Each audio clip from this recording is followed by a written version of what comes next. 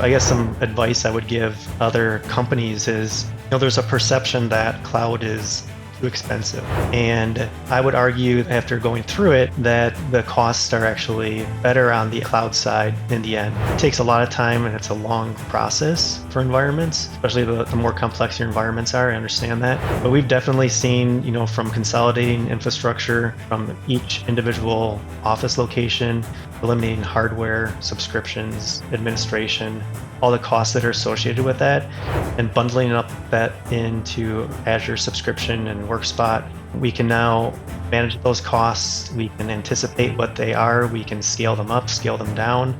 Agility from the financial perspective is just significant. It's much more cost competitive than you might think. Obviously, the technology has advanced timeout policies that helped us quite a bit, and we're confident that that'll continue to bring features that'll bring the cost down even more in the future, and we'll be ready for that. Welcome to the Workspot Podcast. I'm Brad Peterson, Field CTO at Workspot, and today we're going inside the real-world story of a 118-year-old architectural and engineering firm that decided to completely rethink how their design teams work. Well, I'm joined by Ken Seelow, Director of IT at EUA, and Kris Johnson, who helps run their Workspot environment day-to-day. So hello, Ken and Kris. How are you guys feeling today? Good afternoon, Brad. Feeling well, thank you. And actually, I lesson learned as I had a dentist appointment today, and I had some numbing, and thankfully I can finally feel my jaw for this podcast. So, but glad to be here. Well, if we see you drooling or something hanging out of your mouth there, we'll just give you a little heads up. But other than that, thank you for being here. Yeah, awesome. And Kris. Hi, thank you for having me here. It's going to be fun. I'm excited to show what we've done and accomplished. You guys have accomplished a lot, so thanks for joining me today. And that's really what this is all about. And folks should know that EUA is a full-service architecture, engineering, and design firm with over 250 employees. You guys have offices in Milwaukee, Madison, and Green Bay, Wisconsin. You two are in Milwaukee right now, and also in Atlanta and Denver. And you have this portfolio that includes some very recognizable sports and community projects. We'll take a look at a few of those. And we're going to walk through their journey from high-end liquid-cooled mobile workstations with shaky VPN and RDP connections, pulling huge Revit and AutoCAD models across the wide area net. Now that has all now been replaced with GPU-accelerated cloud workstations in Azure, sitting right next to their Panzura-backed project data. So it's all screaming fast. We're going to see how they got into that, transitioned in, and the adoption within the company and how successful they are today with that. So you'll hear how they did it in 3 phases. First, moving data into the global cloud storage, and then building out Azure, and then finally rolling out Workspot to manage the GPU-accelerated cloud workstations. And how that foundation helped them survive in the pandemic, open a new office with no on-prem infrastructure, and absorb a merger and eventually scale to nearly 100 cloud workstations. Now, if you're still trying to make powerful laptops and VPNs and file servers carry your entire design business, this conversation is going to sound very familiar. You probably had many of these in your back offices. And it's really going to point to a different way forward. So Ken and Kris, thank you for joining me and welcome to the podcast. Yeah, thanks, Brad. I just had a conversation with someone the other day, and it really is amazing how far we've come. And if we look back the past 5 or 6 years, and I'm excited to share that story, share some lessons learned, and help the community. Beautiful. Well, I tell you what, I think the flow today is going to be really interesting because we'll hear about, before Workspot. And you guys have been with us for a while, so that's years ago. So what was it like before then? And then really kind of this wonderful 3-phase journey of deploying that you had. And it was right in the middle, of the pandemic. So you had this great stress testing that happened where you effectively had 250 individual offices, folks at home, right? So once they came back and you rolled this all in, then you had the life on Workspot and you had, the key lessons and so forth. And then really we're going to end up by talking about the future of IT. So we really hope that this is going to do a couple of things today. It's really going to show how EUA shined during all this and how you guys are real IT leaders in all this. So first, congratulations on that. It's also going to give a lot of lessons that you learned and share those openly to folks that are facing these same challenges. And so, thank you for that for sure. So I figure, you know what, we should start off with, Ken, why don't you do a little extended intro of yourself, and Kris will do that also. And then we'll jump into, an intro of EUA and then start jumping into the flow. I've been the director of IT and principal at EUA for the past 15 years, and I've worked actually in the AEC industry for over 25 years. I have a background in structural engineering, and then finally, here with EUA and full service architecture, engineering, and just great to be a part of, sharing our story and providing that value back to the community. And technology is a passion of mine, so love talking about it. Yeah, that sounds great. So, hey, Kris, can you give us a little intro? Hi, Kris Johnson. I've been with EUA for almost 9 years. I previously came from another company where I managed the Citrix environment. So when Ken brought up Workspot and virtual machines, I just kind of nudged myself as hard as I could to get into that with Ken so I could get my hands wet again with that stuff. I've been with EUA. I stepped in as a support specialist doing everything from the user level to now the systems level. So it's nice is everything we do and everything I'm designing or managing here, I can put what I know what the users are looking for into what we're developing now. So it's the best experience for them. Well, that's cool. Hey, and thanks for that intro. And by the way, I did work at Citrix for 10 years, almost 10 years ago. So very familiar with that for sure. And folks should know, you are the Workspot expert here. You came in and you're driving this ship. And so thanks for joining this today, because I know later on we're going to talk about the specifics of implementation, see the actual screens you're using to drive that control of those cloud workstations. So thank you for that.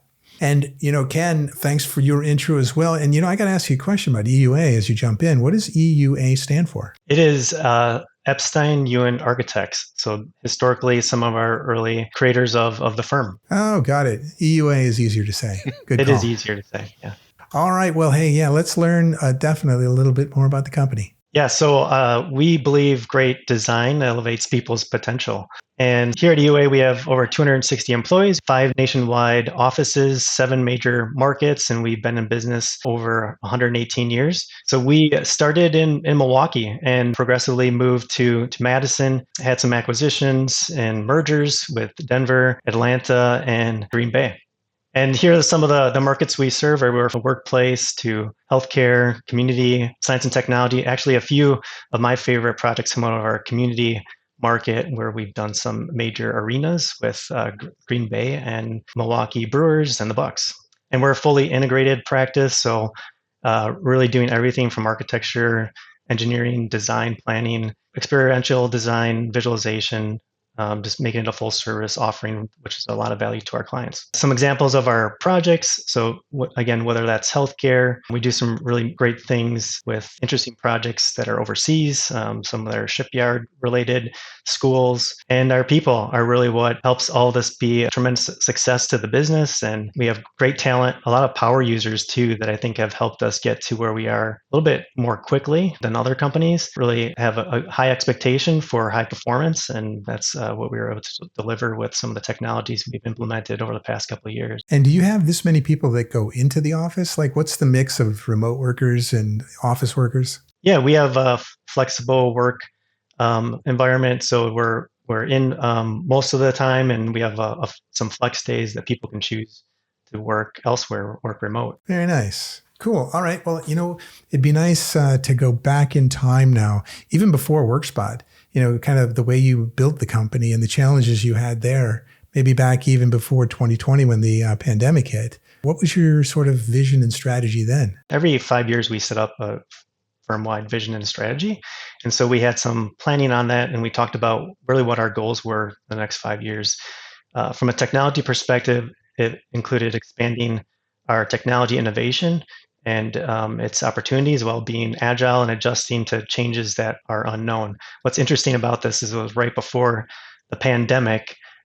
So adjusting to changes that are unknown were definitely an ironic statement to have right before that happened. Oh, no kidding. I thought maybe you added that later. You literally had that before the pandemic? Yeah, it was right before the pandemic. Ah, that is some foresight, man. So did that really have you ready for anything? It did. Actually, when we started this, we had been exploring options for cloud workstations, looking at quite a few things, and this is when we found Workspot. Excellent. Okay, so you go into this process. Now, what was it like when you determined that it's time to really look for a new technology? Maybe, is this when you were thinking, okay, it might be time to go to the cloud? Yeah, we had quite a few challenges that we were trying to solve that the business was asking us for.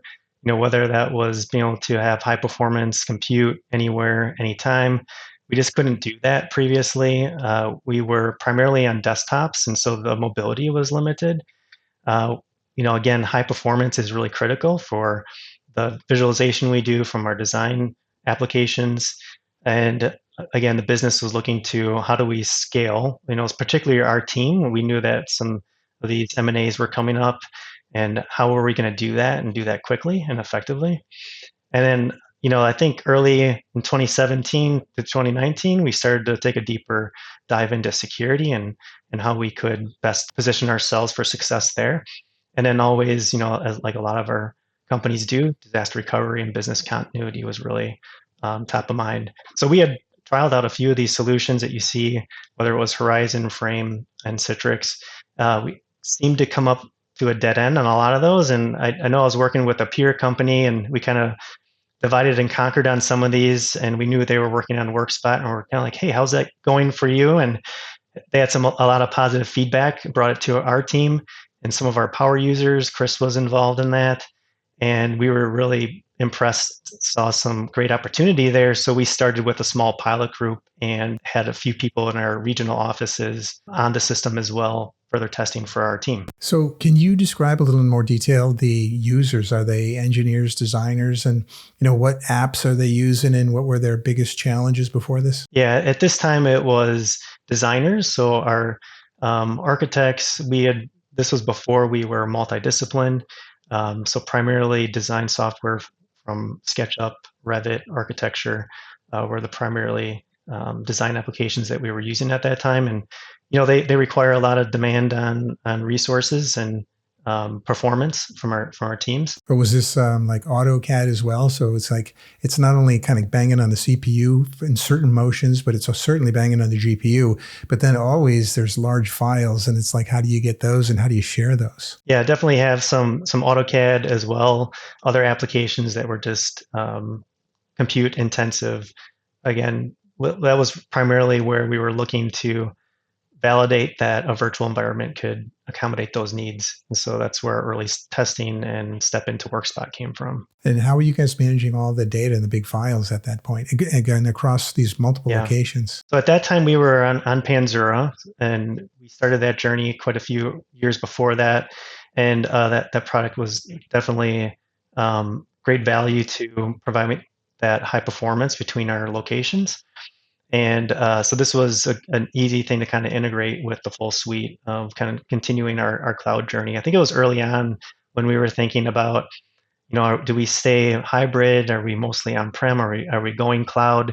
A lot of companies were considering that. And so this is when we were taking a few more steps to go more cloud-based. And I think you were talking with Andy Knopf over at Mead & Hunt and collaborating on experiences there.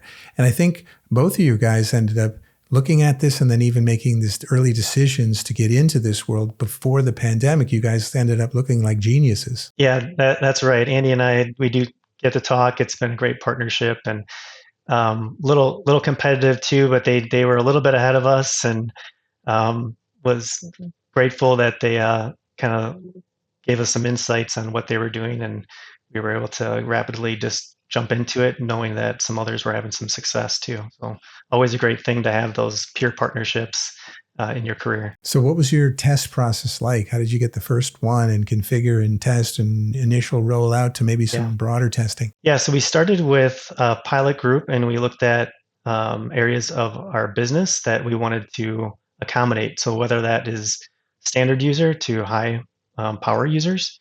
And we looked also to diversify that between our locations and our markets. So we came up with a list reached out to those folks and asked if they would volunteer to spend some time testing. And through that, we gave them a list of things we were looking to test, and then we set up regular meetings to get feedback. And from all that feedback, then we went back to work with whether it was our internal team or with the Workspot engineers to make minor tweaks and improvements, and to ultimately get to where we felt comfortable, and seeing if we could get to the point where a few people could work on the systems full time. And that's where we got a handful of people doing that around that 2019 timeframe. And we were then at that point talking about how are we going to scale this in the future to allow others to benefit from the same features that the cloud workstations were providing. Well, that's amazing to hear your perspective and how you guys were sort of way ahead of the curve figuring this out. And then you were able to get end users to help you in the testing and the adoption. Man, nobody likes testing. How in the world did you do that? And what was their experience? Yeah, I think everyone has few people in their organization that is innovative in thinking, and they always are trying to solve problems too. And those are the ones that you want to partner with. So they were individuals that were excited to help out, and that was great. That maybe some of them they had reached out to us in years past with challenges on whether that was being on a fixed mobile workstation, a desktop, or if that was trying to access their models from a remote location that they couldn't before. So those people that we targeted, and we said, hey, we may have a solution for you. And you put some time and effort into helping us develop it. And so it just became a great opportunity for them to get involved, us to work with them, and for them to be in it earlier than the rest of the organization and have some value from that, and then share it to others and help build that adoption. Well, that's cool. I mean, everybody's motivated by, pain. So if they're already working on a laptop and they're having a slow VPN connection for a massive file coming back and forth, saving or opening, that's some pain. They go, you can get rid of that for me, or what happens if their beautiful laptop actually crashes or is broken or is stolen or something? What's the turnaround time on then getting a full replacement with everything installed and back operational again? During the pandemic, when it was very difficult to procure hardware. And so our answer to that was, let's just start moving people to Workspot into the cloud. Because we couldn't wait. We had, whether it was a new employee starting or someone had failed hardware, like you said, we needed to get them up and running soon. So that was a really easy way. There was a lot of opportunity just to spin it up in a couple minutes in Workspot. Well, that's the deal. It's March 2020, right? And the world is starting to shut down. You try to order things for folks that are staying home, and the supply chain is just completely wrenched for sure. And so this is what happens. I think I remember you guys and a few of these other customers coming to us right away and saying, I need to go from, sort of 10 to 15% penetration into my designers to 100. And by the way, we need it by tomorrow. Again, it was brilliant on your part to have all the work done ahead of time so that you could flip that switch and then test that. So talk more about that experience. What happened then? Kind of going back to the impetus of what our vision and strategy was. We were put to the test on adjusting to those changes that are unknown.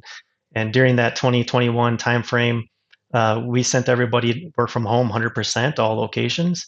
And that's where I remember Kris and I talking about how are we going to get people working the way we need them to, and where are we moving around hardware? If we don't have hardware, how are we getting people set up?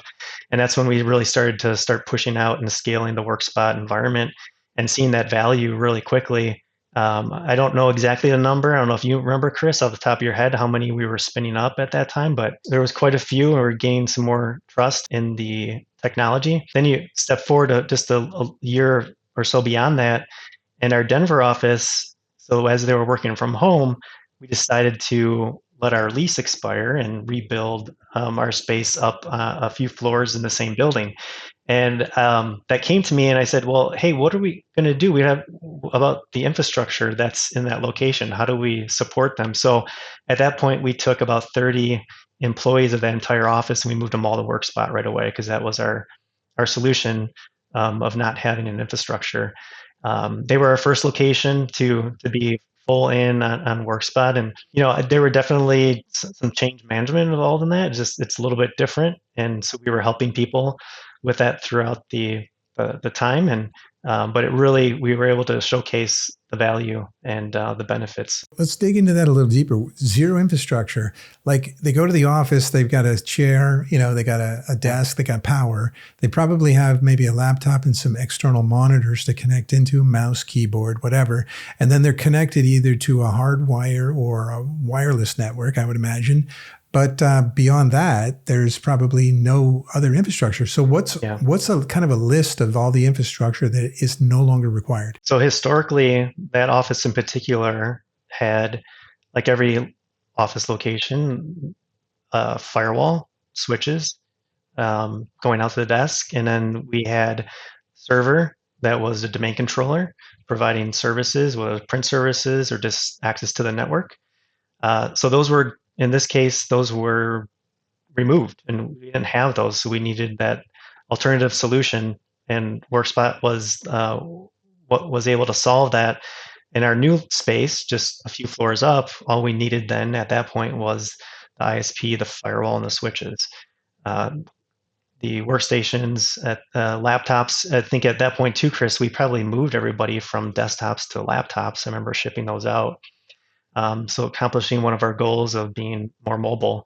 So we sent those laptops out. That group, when they came into the office, all they had was an internet connection. They connected up through their laptop, launched the Workspot client, and boom, they were into their cloud workstation. And were you guys able to take advantage of kind of lower cost laptops because there's no processing power really on the machine? Yeah, for sure. So we looked at, what was the bare minimum that people would need to run. In our case, it was we want to make sure we could run Microsoft Teams really well, and then run the client at the same time. So really, we're able to slash our cost on the endpoints. And looking forward, even to this year, we're starting to really recognize the benefits of that, because we used to have a pretty rigorous cycle. We wanted to keep equipment pretty fresh for our staff. So instead of the every 3-year rotation, now it's sort of like, well, if it's in good shape and it's not broken, we're going to keep running it. And then if you need something, we'll then deploy it and have you up in a few seconds. But yeah, we don't have the same type of hardware rotation and capital costs that we did in the past either. Yeah, it's amazing when you start getting the spreadsheet out and look at all the cost savings when you don't have to put all that into an office that you have to open somewhere, right? Yeah. And even when you're going to maybe do a merger with someone or an acquisition of another company, and you know how difficult that is, swapping domains and equipment and all this sort of stuff and updating their devices and so forth. I would imagine this really helped make that little friction free also. Oh, goodness. That's absolutely true. In 21, 22, we merged with a firm in Green Bay and Atlanta, and they had their own infrastructure, own hypervisor with servers, multiple locations. And that was one of the big things we needed to consider is how we're going to bring this company on seamlessly, as quickly as we could. We knew the option was not merging domains. We didn't want to risk security and a lot of the challenges that can come with that. So what we did was we stood up, again, another 30, 40 VMs and created all the accounts. And the first day that everybody became an employee, they actually had their own Workspot VM that they logged into with all their EUA equipment and resources. And then we spent the next couple months just doing a migration of data from their tenant, whether that was in M365 or their data, and moving that up into our data. So we never really joined the environments to keep those two separate. And then as we finished the migrations, we were able to disable, turn down the old environments, and then also, stop paying for that equipment over time too. So just really turned out to be a very timely event for us to have a lot of that work in place, and a great solution that we could kind of rapidly move into these two new locations. Wow, you guys are sort of ahead of the curve on everything. You were ready to go for unknown things even before the pandemic. And then you kind of had it all figured out and doing this office update thing at a lower cost right before the mergers and acquisitions. So where does that put you today, 25, 26, looking into the future? What are you ready for next that we have no idea is going to happen? Yeah. So it's just a really progression of what we've been doing. And, our cloud first focus is important to us, and we've seen the value of it. And so we want to continue to go that route, looking at budgeting time of year for us too, right? So looking at what that looks like, I can say we spent the past year really aggressively moving to zero trust in our locations.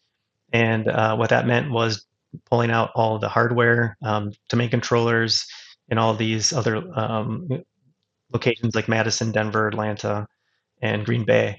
And when you look at that, those costs have significantly gone down from traditional environments where you've got the server infrastructure and hardware that you're acquiring. So you have that capital cost, but then you have the subscription and the licensing that go with it. And then add to that, you have administration, whether that's your own team or if that's consulting. And so you put all that together and it's quite an extensive price tag. It took us a few years to get there, but as I'm looking forward and looking back at our budgeting, we're seeing the value of that present itself and lowering costs. And, I think there's one other cost advantage you guys recognized recently in the last several months or so, which is the cloud now supports with Workspot the notion of suspend resume. So you don't really have to buy the GPU accelerated workstation for the month and try to get the best deal you can. You can actually get it hourly and you can release it. It's kind of like when you take a laptop and you put it in hibernate mode, right? The battery's not being used anymore because it dumps memory to the hard drive. So in the cloud, it's the same thing. If you suspend in the cloud, it dumps a state essentially to a hard drive, and you're no longer paying for the CPU resources, GPU, memory, networking, and so on. And so you save quite a bit of money. And then when the user comes back to work, it can restore that up for them and away they go. How did that change the economics for you? Yeah, that was really huge for us. I remember when we were evaluating who to move to Workspot, obviously there's always that cost consciousness that you have to have. And when you consider those workstations, those cloud workstations running 24/7, there's a cost to that. And I remember Workspot talking to us about the consumption-based pricing and pay-as-you-go model that was coming through Microsoft. So when we worked with Workspot on how we were going to migrate and adopt that new model, we were super excited because then we could put time policies in and only pay for what we're using. And that really allowed us to then look at how, we're to the point where we can scale this then because the costs are lower and because we're only paying for what we're using.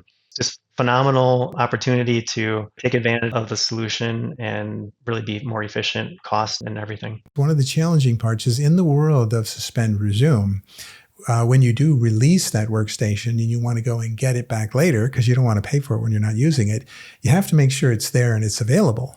So it's kind of a capacity thing. Today you've chosen an Azure cloud, on certain regions. And so if you find a particular region is low on resources, you could pick one up in another place.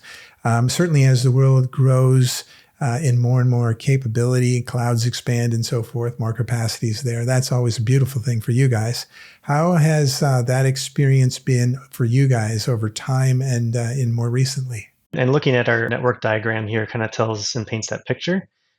We've spent time defining really where we need to compute and what that performance needed to be for the geographical region that we were serving. So in our case, US North Central and US East are those two Azure regions. And so we worked with the Workspot team along with our internal team and some networking consultants, come up with what you see here. And it really then serves, based on where you're working. So if it's someone from Atlanta, we know that we would need to put them in the US East region for the best performance and least amount of latency. And then our other locations, then can go in North Central. We've also had people move from one region to another, and it's just a migration then of that VM from one Azure region to the next. So that's sort of the approach that we took, and we're continuing to go this direction. We've made Azure our hub instead of our Milwaukee data center. And that's also given us more opportunity to be flexible in the Azure environment and take advantage of the benefits out there. And is the data managed through Panzura across the two clouds? Yeah, it still is managed through Panzura. So we have a filer in each region. So US East, North Central has a filer. Our Milwaukee location has a filer. We got rid of all the other filers in the other regions because we went serverless. And they're pointing directly, they're really hosted up there in Azure. So that's part of our process too. And each of this has really been a phased approach. It takes time to do all of this.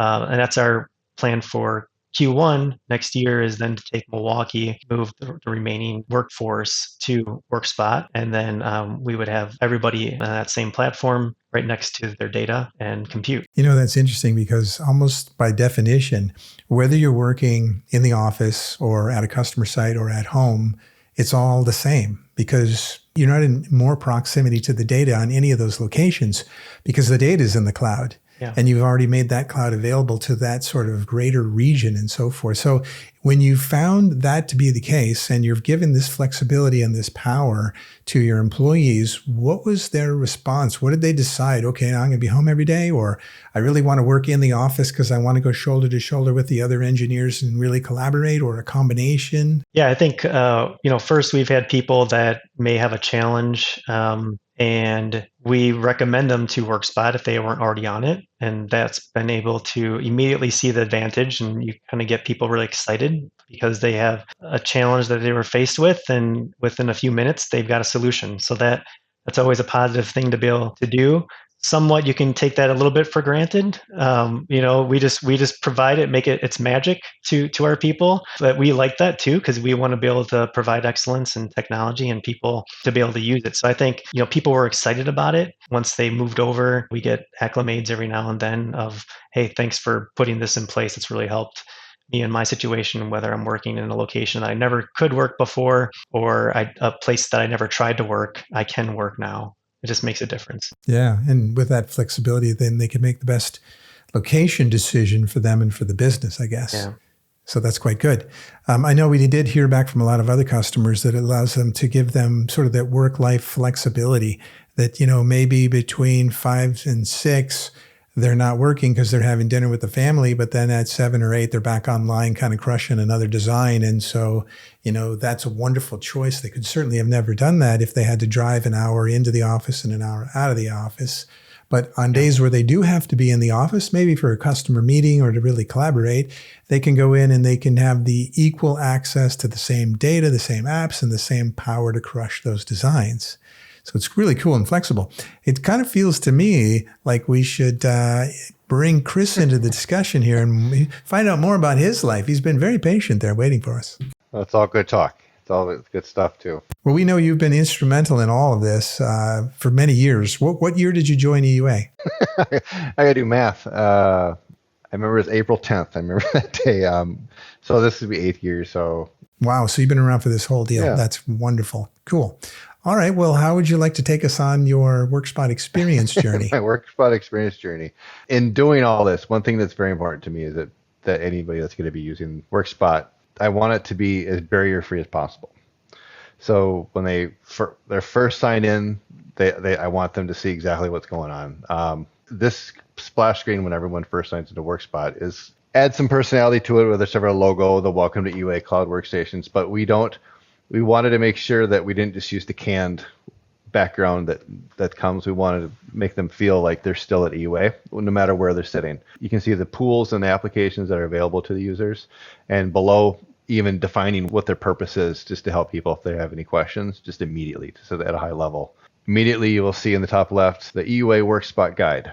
That's actually not even an app. It's not a machine. It's a link that goes to our internal website, which in another slide here, you'll see. We have made a lot of effort to make our internal site as question-free as possible. They can go to it, find their answers, and move on. If somebody literally goes to that link, they could get into Workspot and become experts within 15 minutes if they want to take the time to read through it. Oh, that's good. So now it's kind of self-service. Yes. So when you get in there, it goes to that website. Is there a search engine across some of your information? Is there like sort of an AI bot agent? There is, yep. If they want to just type in Workspot, or if they want to type in multiple screen settings, potentially it'll bring them to the right page too. Excellent. Well done. This is a beautiful screen here. One thing we've done is purposely, you'll even see the little asterisks in front of the My Workspot. That's on purpose because these things like to drop in alphabetically based on the type of what it is. No matter who you are or what machine or what pool you're in, the green My Workspot is always going to be in the top left. You always know where to find it without any question. You'll see we've got the share set up where they'd be for the Adobe. So those with Adobe licenses could then come and use the machines that have the Adobe product installed. We've got an engineering share that's available to the engineers that maybe have these one-off tools. It can be a little bit challenging to keep up to date on all the different machines, but we've got one share that's got all the tools available to them if they need them, as well as some specialized machines, the Placemaker, Point Cloud. These are machines that are higher-end machines with one application installed in, so that we don't have to give someone a high-end machine because they need to go look at a Point Cloud for 1 hour once a month. This is a machine that when a person needs to look at a point cloud, they can go to that machine, use the high-end machine, and when they're done, it turns off, and we're only paying for that hour that they used it. Love it. Do they have to schedule that, No. or do they just pop in when it's available? If they click on, it'll tell if it's already in use. We have 2 pools in the east and 1 in the north central. Each pool has a handful of machines. 1 click, you get the most available machine that's available. It is handy for users locally in Milwaukee or someone out east. If perhaps they don't have access to a Workspot already, they can click on one of those and take advantage of the cloud machines. And then the last one there is called the visualization pool. That is the highest of all our machines. Once in a while, we've got someone with a really big model that requires a lot of power. As Ken was talking before, it would not be cost effective to give them a high-end machine for when they need to do some visualization. Whereas this pool has a couple machines in there. First come, first serve. They can go out, run the really big models, the 6-story high-rise with 300 beds that would normally probably blow up a regular machine because of the power needed. But this is where they can come use it. And 2 hours later, when they're done, they shut it off. Again, we're not paying for the other 22 hours of that day. You guys got to love that suspend resume model. Across the board, I see you using it. I'd like to also point out that having the shared pools in the east and the north central, everyone has access to them. But one advantage of is, give an example of Monday night, our north central region file server was having some issues. And those people that were trying to work at 8 o'clock at night, I got lots of messages, I need to work. In a matter of 10 minutes, I went out to Workspot Control. I added 4 more machines to SharePool East. And within 10 minutes, there's more machines there. I told all those people, click on SharePool East. You keep working tonight. I'll fix this side. Those people were very happy. They didn't lose their evening, and they all made their deadlines. Wow, that's amazing. So you can really put as many VMs in the shared pool as you want because you're only going to really pay for them when they're actually running. Correct. Yeah, correct. Yeah, that's pretty cool. That's flexible. And that's beautiful because you guys are across at least 2 regions. Is 2 regions enough for you? Do you ever think you might need a third? I would like to see Denver. And that's something we get out those speed tests running and the Azure speed test just to see what's a little bit better there in Denver. And hopefully one of these days. Because right now Denver's talking to North Central, which is out of Illinois, I believe. This is that link in the top left I was referencing.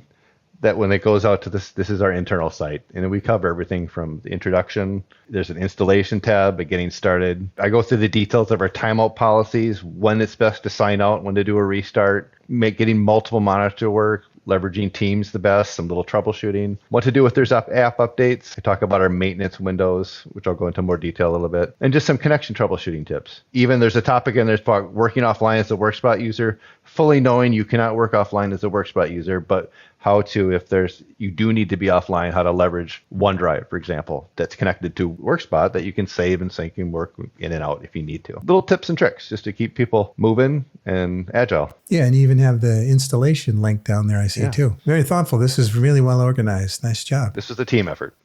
This is our main, when I sign into Control, you'll see that we have the number of concurrent licenses versus the number of named users. Currently, we've got the total of 205 users signed in using, actually 200 right now, but there's 205 licenses for users to have their own machines. The concurrent is tied to our shares. Even though we may have well over, based on the shares in the pools, we have well over 12 shares available. Only at the most, I've only seen ever 12 get used at the same time. So what's nice is that there may be 2 people in visualization and a handful of people in the East and maybe another one on a point cloud, totaling 12. Tomorrow, it'll be 0, nobody in the visualization, but those 2 can be used in the Adobe pool. And it's fluid, it bounces, it just allows it to move around between the shares so that we don't have to have a license for each individual share. It's just the concurrent, which it works great. Yeah, and just for everyone, this is the first screen you see when you get into Workspot Control. So Workspot Control in a web browser allows you to control everything in the world of Workspot. And you can see these links up above, right? There's also Workspot Watch and Trends. Watch is real-time alarms and Trends is trend analysis. And we can go through and look at sort of a bunch of that. So this is the kind of the high-level status screen. And then you can move on to, all the resources that you configure. These are all our resources and all our pools. Each one is unique and a little bit different. Denver itself, because of the number of Adobe users they have, we've got one machine set aside so that they have one that they don't have to worry about getting in the way of anybody else. But you'll see some test machines, which is another advantage. We can spit up a pool of just machines that we can use and abuse and test.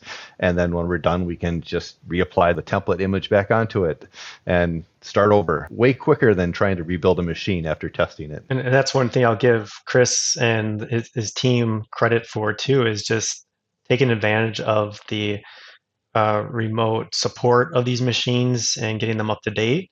The ability to push that out to hundreds of machines in a little bit of time has been phenomenal, and we've seen significant time savings from our team from an administrative standpoint, and also our ticketing help desk support tickets have dropped as well because we have more consistency and continuity between these computers, and they're all updated with the same versions and levels that they need to be. So it's been very helpful in that regard too. Yeah, no, that's amazing. And you have that, they're kind of all in one place. Now they're in the cloud, so they're remote. They're not really drug around the world, on the devices as they were before, which is, you might not even see a laptop for days and not know what version of something it's running. So that's actually pretty cool. But you want to make sure it's secure now also. So talk a little bit about the security policies you've been able to put in place. This is an example of the maintenance policy applied to the North Central machines. We have it set up so that every Monday morning at 1 o'clock in the morning for 4 hours while everyone's asleep, all these machines turn on. The nice thing about that is that in conjunction with, we use another application called PDQ Connect, which is cloud-based. We can schedule all the Windows updates, all the application updates, any needed reboots, any enhancements that need to be done. All of that happens during that Monday morning from 1 o'clock to 5 o'clock in the morning while everyone's sleeping, so that when they come in Monday morning and hit on, they've got a fresh machine ready to go for them. No longer is it IT trying to wrangle everyone down to leave your laptop so we can install the new version of Revit, or somebody's falling behind on this update and you're trying to they're on vacation, or they're just someone that's just traveled so much that they're just hard to sit down long enough to get the machine up to date. This way, all of our machines are current. We use an application called Arctic Wolf to monitor our policies and make sure things, and our score is unbelievably great right now because all of our machines have the latest updates, the latest patches, drivers, software. We look really, really good right now. Less time waiting for our employees too. They're not coming in the morning, sitting there, and there's updates rolling, and they have to find something else to do. They're able to just jump in and start to work. Yeah, and Arctic Wolf must be just thinking there's a problem because these scores are way too high. Right? It's just like, that can't be. Yeah, we look so good. Yeah, no. When we have our reviews, they're like, normally it's about this, but you guys are phenomenal. You're at this, so they're always impressed. And so you fire these off at 1 a.m, patch them all up, and then you shut them all down, I guess, right? While on the sleep. Yeah, right. Wow, that's the best part, right? That's the best part. And then you have the ability to set timeouts. So correct. When folks have walked away from their machine for a period of time, I guess. Admittedly, this took some adoption and took some practice for some people to get used to having a timeout policy. We might have had a handful of people that worked on documents and just closed their laptop and would have worked on them several hours later without saving, but they got good at it. But the timeout policy right now we've got applied to all the machines is a 30-minute disconnect and then a 120-minute shutdown. What that's meaning is that if you were to look at your work spot and step away and not touch it, in 30 minutes it will just disconnect you. The window goes dark, but your machine stays running in the back end for 120 minutes. If you intend to get home, eat dinner, and maybe pick up where you left off in that 120 minutes, you can open up your work spot and be right where you left off. But it also prevents those that might just have a hard time remembering to shut their laptops down or something. Those machines get shut off after 120 minutes of not being used. It's the cost savings is there because reality, if somebody's in the office for 8 to 9 hours, and you add that maybe 2 hours onto it, I see the logs. And about 7:30, 8 o'clock, I see lots of machines turning off at once because the timeout policy kicks in. I guess the only downside there is if someone had a file open and they had some unsaved changes, right? Is there any way that you could know what app is open, looking in the processes and fire an API call that does a save as, so it doesn't write over their file, but nothing's lost? Have you had that request? I've not had that request. A handful of people that may have gotten bitten by the 120-minute timeout have gotten better at making a point of hitting save before they the disconnect. I like it. They're trainable. Yeah. And even our BIM team has seen an improvement in less model corruption, so forth. Because in the past, people, like Kris said, may just leave their Revit model open overnight, and they come in the next morning, and you have conflicts. So that was one thing we've always had challenge of, just getting some consistency with that. So now that we can program this so that there's the timeout, it closes the application. They're getting auto saves throughout the day for that already, and then we can make sure that model's staying in good shape for the next day. Very nice. Another huge benefit. One thing I would also like to is, while I didn't highlight any of the security policies, because the timeout one and the maintenance policies are two big ones that I'm a big fan of. We do have some security policies, like, for example, we disabled external USB drives so that the Workspot can't access the USB drives, whether that be a home computer or their work computer. So sometimes it's even webcams if we need to disable these things. Drive access, it's been very helpful when it comes to some of our compliance safe when we're trying to keep the restrictions so that everyone can work well, but at the same time, keep our ship nice and tight. Yeah, that's good. You can add things like not allowing them to copy and paste or do Correct. Screenshots of things. Yeah, that's all good security-wise. And you keep it in the cloud. So not only are they getting the power and the consistency and the work from anywhere, and you guys are getting the cost savings, well, that moves us on to round trip time. Round trip time is something that I have to look at once in a while for users. To preface this, I do need to remind all of our users that while they're in the cloud, they're still computers. And while they're still computers, in order to talk to them, you need to connect to them. All of these Workspot machines in the back end are running very well. One concern I have for folks once in a while that gets reported, they're like, my Workspot's really slow. And I'm like, well, let's look at what's going on. And the first thing I always do is I go look at their round trip time. This right here is an example. That's a good round trip time right there. I wouldn't worry about this at all. But when the round trip time number goes up, I can see that people have sometimes concerns because they make a click and then it does the action, or they do a drag and then it does the action. Generally, the instinct is they're like, my Workspot's slow, my Workspot's slow. It's like, well, let's take a look. We go look at the round trip time and it may be high. So based on this measurement, I can help people adjust. Sometimes it's been, it's a snow day. I know everyone's at home because it's Wisconsin. My kids are home too. Is Junior in the next room playing World of Warcraft, and the other one's watching Amazon Prime and eating up all the bandwidth. What do we need to change here? And then sometimes it's just a matter of, you're having some issues here. Can you use your phone as a hotspot? Oh, that's much better, they'll say. It's like, so we can figure out and help identify where the issues are. All the goal is just to get this round trip number as low as possible. When Ken and I were moving Denver into Workspot, we had a couple of folks that lived in the beautiful mountain country with, I'm not sure what the network they had running out to where their little cabins were, because we had some people saying, oh, Workspot's a challenge to use, but they would be running up at like 120, 150 round trip time on a daily basis. But those are the things that we can use to help the end users make adjustments at home, maybe make some improvements at home. Yeah, we can look at the Workspot onboarding that we have that really helps set the expectations, helps people understand the best environments to work in. We talk through that this is an internet connected platform, and so you need a good internet connection. So we help them understand what that looks like, whether that's from home or a remote location. But again, when those calls come into Kris, he's able to really drill into, and ask the questions. Are you by chance working from home? And then, oh, so what's going on in your environment? And then helping people adjust so that they have more bandwidth to actually go to their computer that's running Workspot. Hey, and one more screen we have right here, which is CPU utilization.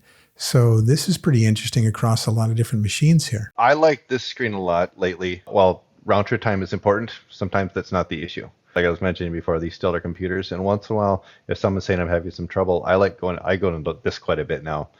What I love about this screen is that the color coding and what the applications that are running, I can actually hover over each one and tell which one's hitting the CPU the hardest. And once in a while, someone will say, my machine's locked up. I don't know what's going on. And I go on and say, oh, wow, your round trip time's 8. You should be flying. And then I go to here and I'll find out that, it looks like, oh man, you got SketchUp going and that's eating 99% of your CPU. And we can start looking. And while that may offer us some insight to something may be wrong with SketchUp, sometimes it's if we see this a lot, it's you're a SketchUp user, and due to the software, that you are using, okay, we're going to maybe we need to make a change. Let's take you off this NVIDIA machine that's on a standard drive and put you on an NVIDIA machine that's got a premium drive with faster IOs on it. So not only does this help us find the root of the problem, but it helps us solve the problem too. I go to the screen quite a bit. This is a great screen. Are you connected with Workspot in a way where you're giving feedback on the things you like and maybe things you need more of, getting those requests in to us? We meet, is it every 2-3 weeks with our crew? Yeah. Every couple of weeks. It's a great partnership.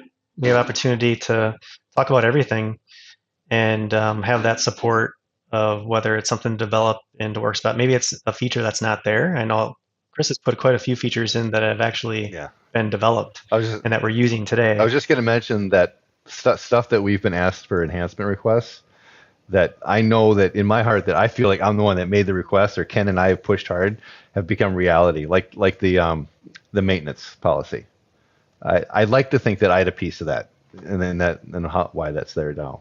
That's something that exists. If you're connected to having those regular meetings with the Workspot support team and so on, and being boisterous about the things that mean a lot to you, they listen, and so I love it. And of course, they listen to a lot of customers and kind of weigh that all together. It seems like a couple of valuable ones though that are in there, and so thanks, man. I mean, keep that going. I love that, and that is a time for us right now to transition to a point like, lessons learned based on this and where you guys are going next. All right, Kris, well, what do you think from everything you've seen so far and knowing you've been here for 8 years and boy, the things that you've been through, how would you, and imagine there's some folks watching the podcast that really hasn't gotten into the cloud as far as GPU accelerated workstations yet. How could you sum up what you've learned and what advice would you have for them? If it's another IT team that wants to implement this, or a company considering it, the security and the reliability and the performance that you can get out of this compared to having to work off a local machine does not compare. When I can take a machine out in the cloud and make it twice the horsepower in the matter of one click versus someone that says, my laptop's too slow.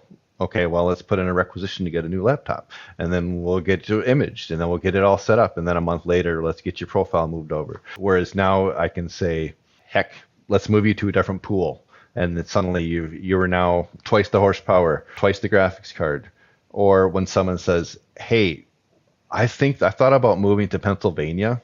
What are the possibilities? And you can say, no questions asked, bang, bang. Your machine just moved from north central to east. Enjoy Pennsylvania. One of the biggest things that I like a lot is I talk about like that maintenance policy. The fact that I keep all these machines. We were talking about the other day in the last couple of months, we're looking like our Arctic Wolf score is looking so good because all of our machines are up to date, have the latest, have the greatest. We got maintenance tools that keep them clean.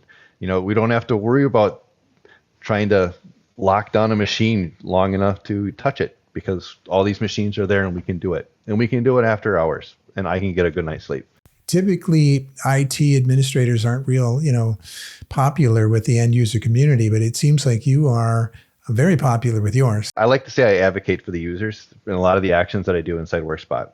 Sometimes I know Ken might grit his teeth at me, but I'm like, but this is something they need. It's been a great experience. That's amazing. Hey, so Ken, how about you? What are the takeaways that you've put together based on this overall experience, and what's your advice to those walking into this similar situation now? I think one of the biggest ones is keep people first. There's definitely some things I've learned through this and I've gotten better over the years, but I would definitely do differently. There's a lot of benefits and we've seen those benefits. It's undoubtable in our environment. We solved a lot of business challenges. I don't think that the typical employee recognizes all of those. They come to expect that from the business or just thinks it's magically happening, which is great. We want to do that.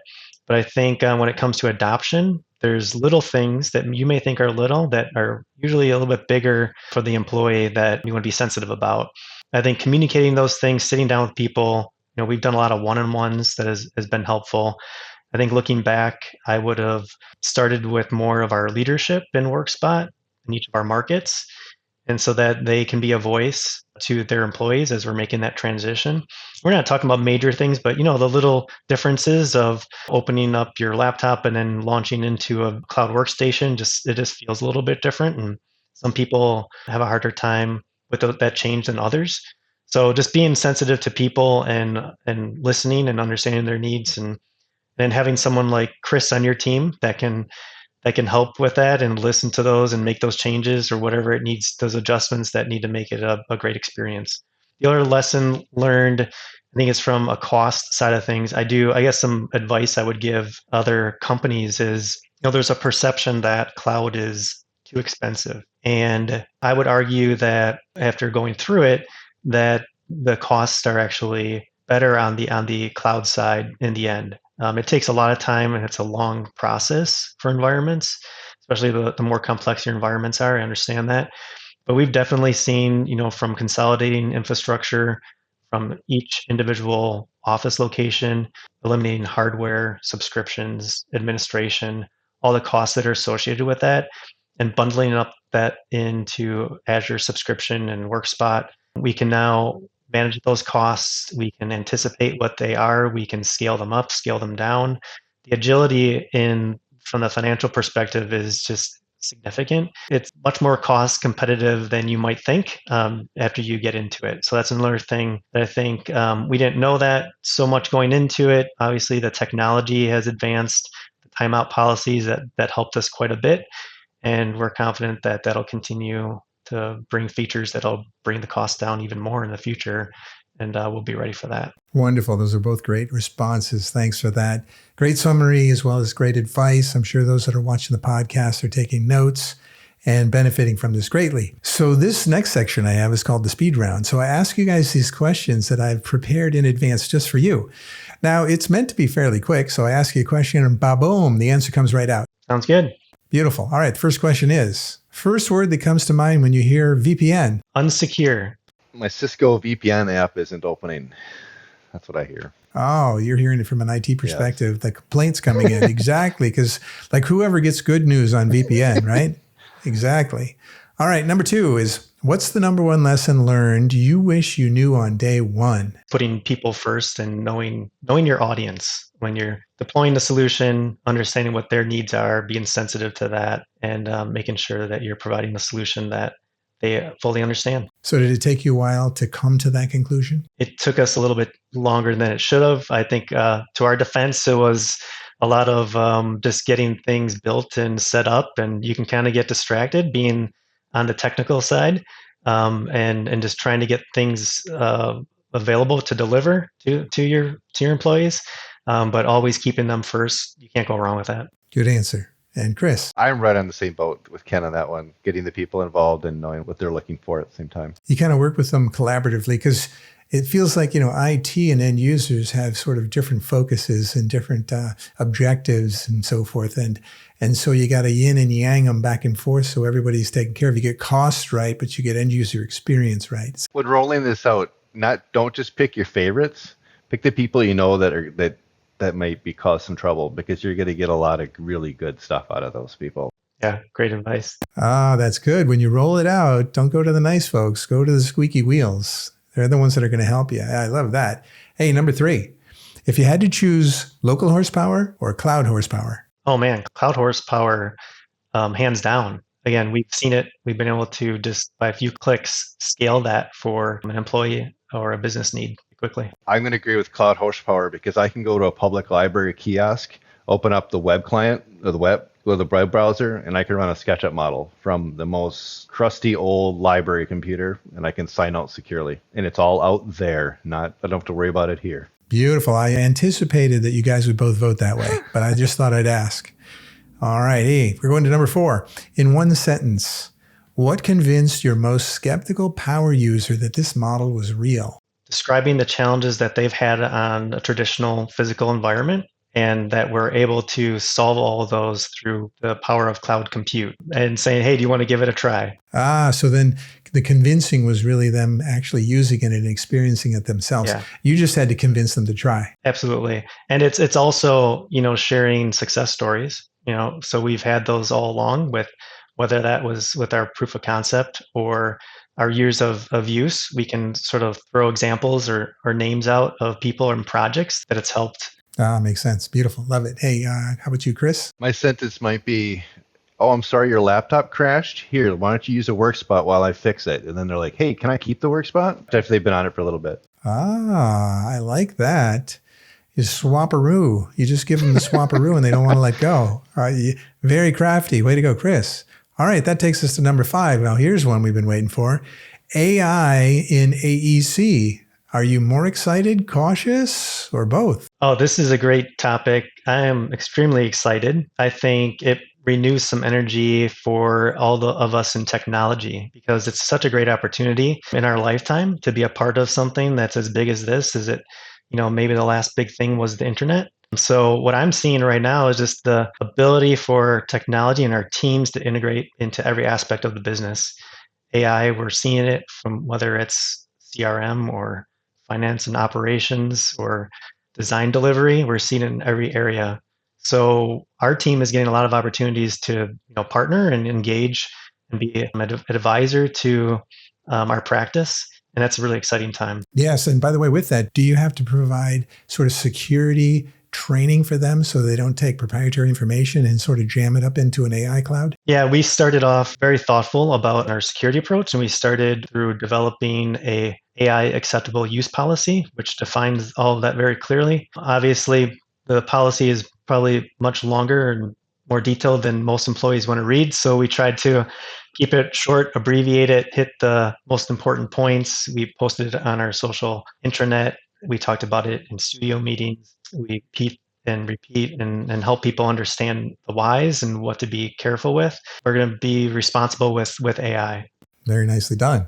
And Kris, what are your AI thoughts? It's become a really good work in progress. I really like leveraging the tools for what it offers. Once in a while, you still see that, it's not perfect. That sometimes the answers are a little bit, they're close, but maybe not exact the answer I was looking for, or I know it's not quite the right answer. It's been an incredible tool to leverage, and I've been using it. I use it daily. It saves me time. I look forward to seeing maybe even the Workspot environment, if it's running with conjunction with Azure and Workspot, monitoring users and performance and throttling that performance for us based on what, the metrics it's gathering and making recommendations. So yeah, I'm excited to see what it does someday. Yeah, I think that's great. I think there's a little machine learning in there now and more AI on the way. Also, you guys know about docs.workspot.com, DOCS. You can go there for, all of the document and training and various information on Workspot. And there is an AI engine on the front end of that. If you're looking for something, you can kind of have a conversation with it about things, and then it'll dig into documents and help you out. So great. Those are wonderful answers. Thanks. And we go to number 6, which is, what was the hardest mindset shift moving from boxes you own to service you operate? Yeah, CapEx versus OpEx. Certainly a big difference. When we look at budgeting, traditionally, we were looking at capital expenses that we had to apply to offices. So whether that's hardware, servers, all those components. When we moved to the cloud resources, it shifted to service oriented. And so we were paying, monthly subscriptions instead of those major expenses up front. So we've seen a big shift from our expenses, and everything now is going into like a GL for our expenses. What the great thing about that is that it can fluctuate up and down based on our employee count. Whereas in the past, you can put all this investment in infrastructure and all these computers and all these workstations. And if you have something like a pandemic that requires you to downsize, you're then stuck with all that expense, all that capital expense that's just sitting there doing nothing. So yeah, significant advantage from cost operating sense for our business. Yeah, no, that's a great description of that. And Kris, on your side, the notion of managing the hardware as opposed to managing those services. My best answer to this will be from the user's experience. Where a user may be used to clicking restart after an update and watching this thing spin in 90% as it goes all the way up to being done and he can finally log in. The mindset of knowing that this is in the cloud now and you don't get to watch that. And so sometimes the end user could perceive that I hit restart and I click my Workspot and it's not opening. It's like, well, it needs that time to do its work on the back end still. You don't get to watch the spiral where it goes 20, 40, 50, what percentage. And so the mindset of not being able to watch what's happening, but just have faith in that it's happening on the other end. Yes, excellent answer. Now, this brings us to our seventh and final question, which is 5 years from now, will engineers even know where their workstations are running, or is it invisible? I mean, 5 years, my goodness, that's like a lifetime in technology terms. It will be transparent. I think a lot will change, and especially when we're talking about the way that AI and compute is changing at the same time, it's going to look very differently. And I think that's what we want. I think that's what people want too, is for something to be very transparent. They don't need to think about it. They have everything available at their fingertips whenever they need it. There's no limitations, connected anytime, anywhere, any device. I think that's definitely where we're moving. Nice. It sounds like the cloud and the internet is sort of established this platform for what we're doing today. And then when you add AI on top of that, things become even more invisible and automated and transparent, but services that are there for you all the time. That would certainly be nice. So, Kris, what are your thoughts here? I think it'll be invisible. We'll hire someone and they'll hop on and they'll get running and it'll be great. Whether they be their own machine, whether they pick up an iPad, whether they go to their mother-in-law's house and finally have to work on a project, it'll all be invisible to them. And as long as it's working, they're going to be really happy about it. Exactly. And so that, our focus lately at Workspot has always been those two things. CFO, keeping the costs down, and the suspend resume has really helped that recently, not just moving to the cloud, but really consumption-based pricing changes the game financially. And then focusing on the end user, it's kind of our belief that years ago, you kind of had to work in a 50-mile radius of the office where you, sort of near your home.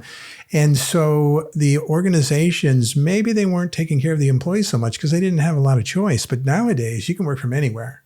So you really have to take care of your employees because, boy, someone could come into their inbox and offer them something tempting and they could be gone pretty quick. So we focus on cost for you guys and for the IT folks, and then we focus on end user experience, doing everything we can to help you guys give the greatest experience to your end users, in addition to the fact, Ken, that you're focused on your end users as people, and that's key, so that you guys can build a thriving business. And it gets better and better every year.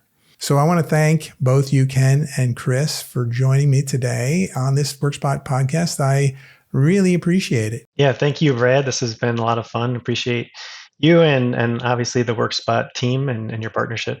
Likewise, it's been a great experience. Well, specifically, I just want to thank both of you guys for taking us inside the real multi-year, multi-phase story of how EUA went from powerful laptops and fragile VPNs to Workspot's cloud-first GPU-powered workstations in the cloud. And we've heard how moving data, network, and desktops to the cloud helped you navigate a pandemic, open a new office without on-prem infrastructure, absorb a merger, and support engineers working from anywhere, even walking job sites with an iPad and a hotspot. So we've also walked through the key lessons you've learned around agility, security, supply chain resilience, mobility, and most importantly, putting your people at the center of change. So for those listening, now there might be some folks that really want to reconnect with you later. Is there a way they can reach out to you? You bet. I can be reached at my email at kens@eua.com. I'm also reachable at krisj@eua.com, KRISJ@eua.com. All right. Now, I'm sure there won't be any spam coming your way. It'll be just legit compliments on your performance today, as well as maybe some questions or two. Yeah, happy to help. You're wonderful customers of ours. We love it. And I just can't thank you enough for joining the podcast. Awesome. Thanks a lot. Have a great day. All right. Hey, and if you found the episode helpful, subscribe to the Workspot podcast. Leave a comment and share it with another IT or business leader in architecture, engineering, or any remote computing application. And until next time, deliver what matters most in DaaS, predictably lower costs and an end user experience that users actually love. Take care, everyone, and bye for now.